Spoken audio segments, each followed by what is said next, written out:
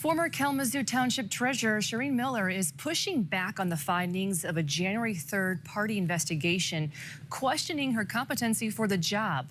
A township board voted to accept her resignation this week following two censure votes in the aftermath of the report. News 8's Josh Sanchez reports. Shireen Miller had been at her post for nearly a decade when she walked away earlier this week.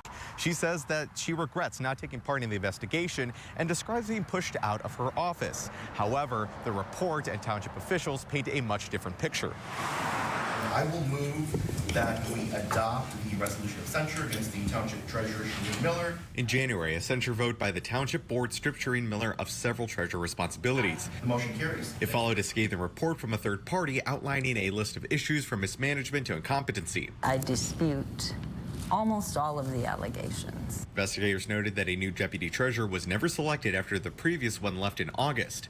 The report said Miller did not allow the superintendent to fill the role in the meantime. 2 times the superintendent offered to be my deputy treasurer, and again I told her I'm not comfortable with it. Miller says her suggestions didn't pan out with township leaders. The board does not have any veto power over that or approval power over that. The township staff do not have veto power or approval power over that process. And the Township Supervisor David Combs highlights some of the issues covered by the report. These are my tax numbers, including the mismanagement of winter tax bills.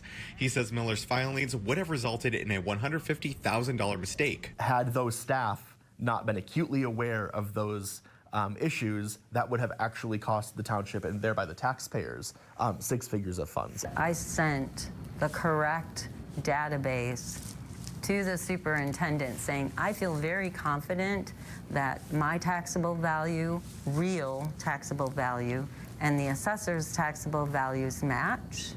And I think we're in a good spot. These are some of the findings collected in an investigation launched in December. Former employees were also interviewed who shared concerns dating back years.